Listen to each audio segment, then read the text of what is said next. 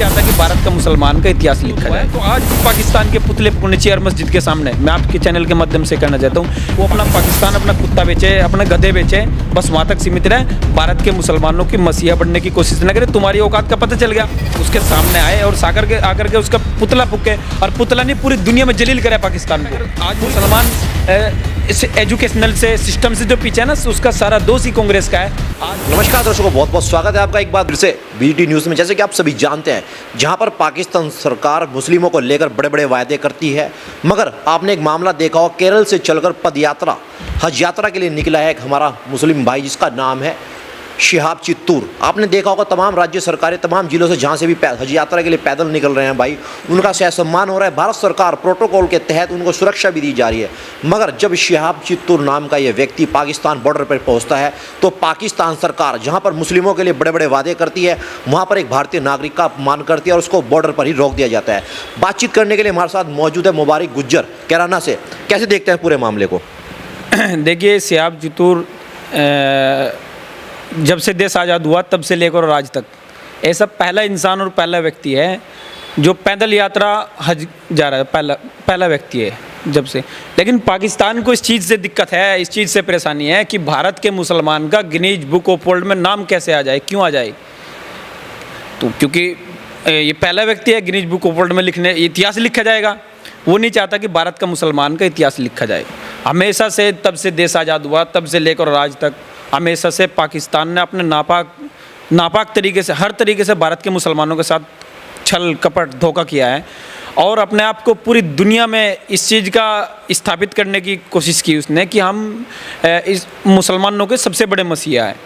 लेकिन आज भारत के मुसलमान को यहीं से सबक ले लेना चाहिए, लास्ट बस यही सबक ले लेना चाहिए और समझ लेना चाहिए कि मुसलमानों के साथ कितना बड़ा धोखा उसने किया कि कोई मुसलमान सोच भी नहीं सकता था कि भारत, देखो जिस देश का नेतृत्व नरेंद्र मोदी जैसे व्यक्ति कर रहा हो, जिसको पिछले 70 साल से मुसलमानों को अंगेस्ट ला के खड़ा किया कुछ संगठनों ने कि भारत के मुसलमानों के अंगेस्ट है, भारत के मुसलमानों के खिलाफ है, उस व्यक्ति ने सह सम्मान फूलों से, मालाओं से और अपना पूरा प्रोटोकॉल भारत सरकार ने, चाहे वो जिस भी स्टेट से निकल के गया हो, हर एक स्टेट ने उसको सह सम्मान, जहाँ तक भी उसकी जो सुरक्षा खाने की, पीने की, रुकने की, चलने की जो सुरक्षा हो सकती वो की, जो कि ऐसा हमें उम्मीद नहीं थी।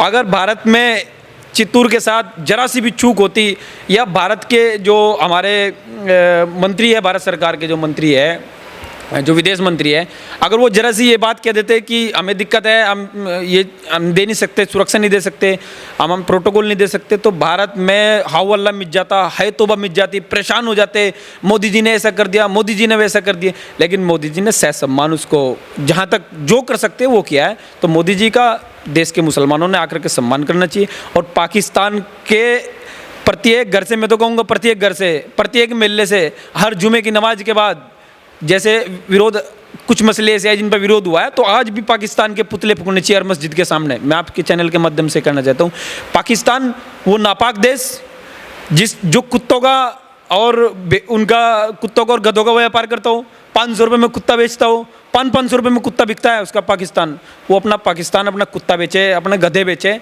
बस वहाँ तक सीमित रहे। भारत के मुसलमानों की मसीहा बनने की कोशिश न करे। तुम्हारी औकात का पता चल गया। मोदी जी ने भारत, और मैं तो आपके चैनल के माध्यम से एक बात और करना चाहता हूँ, जब वहाँ के प्राइम मिनिस्टर, जब वहाँ के प्रिंस जब यहाँ से इंडिया में आए, सऊदी अरब के प्रिंस जब इंडिया में आए, तो मोदी जी के साथ उन्होंने खाना खाया, तो मोदी जी ने तब भी खाने में भी ये चिंता जाहिर की कि भारत का मुसलमान अब काफ़ी मात्रा में हज में जाना चाहता है।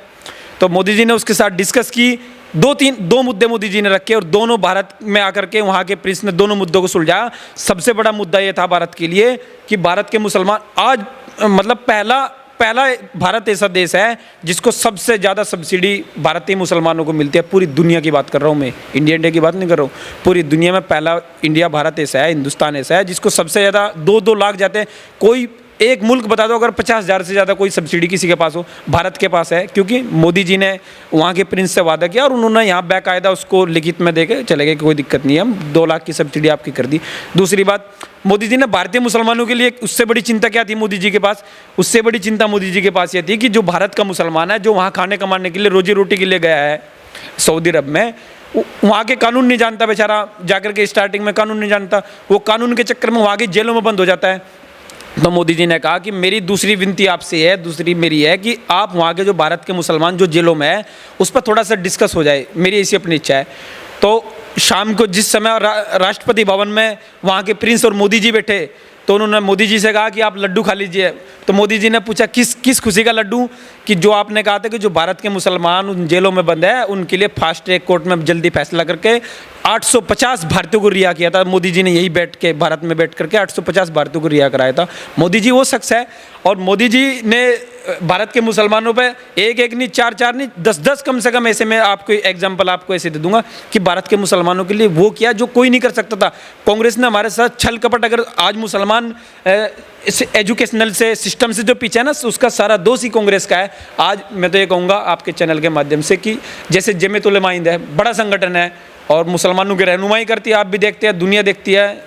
तो आज जमीयत उलमा हिंद ने सामने आकर के पाकिस्तान का पुतला फूकना चाहिए, बिल्कुल सामने आना चाहिए उसकी। जो संगठन का है तमाम, जैसे आप भी एक मुस्लिम परिवार से बिलोंग रखते हैं, तमाम आप संगठन देखते होंगे, आज भी संगठन कहाँ है? जिस तरह एक पाकिस्तान में मुस्लिम युवा का वहाँ पर विरोध हो रहा है, वीज़ा नहीं दिया जा रहा है, 14 दिन से ऊपर हो चुके हैं, उनको रोका गया है, तो आज वो संगठन कहाँ है? मेरा आपसे सवाल है। मैं खुद परेशान हूँ इस चीज़ को लेकर के। मैं खुद परेशान हूँ कि जब से सियाब चित्तूर को वीज़ा नहीं दिया गया, कोई आदमी सामने नहीं आया। मैं खुद परेशान हूँ, क्यों नहीं आए सामने भाई? क्या रिश्ता हमारा उनसे?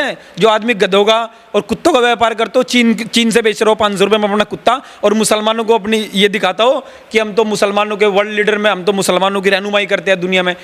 जो आदमी कुत्तों का व्यापार करता हो, हमें उससे क्या लेने देना भाई? उसके सामने आए और आकर के उसका पुतला फूके, और पुतला नहीं पूरी दुनिया में जलील करे पाकिस्तान को।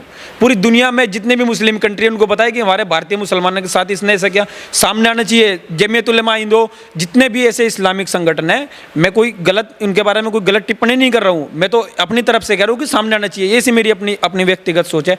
बाकी उस पर वो क्या कर रहे हैं, क्या सोच रहे, क्या नहीं सोच रहे, वो तो उनका अपना मन है। हम भी उनको मानते हैं और जमीयत उलमा हिंद के साथ देश का मुसलमान जुड़ा हुआ है। अगर जमीयत उलमा हिंद आकर के जंतर मंतर पे, और जैसे हमेशा से पिछले 70 साल से वहाँ रामलीला ग्राउंड में हम लोग बड़े बड़ी सभा और बड़ी बड़ी पंचायत करते हैं, आना चाहिए पाकिस्तान के खिलाफ, सामने आना चाहिए बिल्कुल। क्यों नहीं आना चाहिए? किस चीज़ का वो अब तक लेट क्यों हो गए? अब तक तो हज़ारों की संख्या में प्राइम मिनिस्टर सर दुनिया में जलील कर देना चाहिए था पाकिस्तान को, लेकिन सब साइलेंट है। तो जैसे दर्शकों आपने देखा, ये थे हमारे साथ में मुबारिक गुज्जर कैराना से, बता रहे हैं इस तरह के तमाम हिंदू संगठनों को नहीं, मुस्लिम संगठनों में विरोध है, मगर इनका कहना ये है कि जो तमाम प्रकार के मुस्लिम संगठन चल रहे हैं, आज वो पाकिस्तान सरकार के खिलाफ नारेबाजी क्यों नहीं कर रहे, सामने क्यों नहीं आ रहे।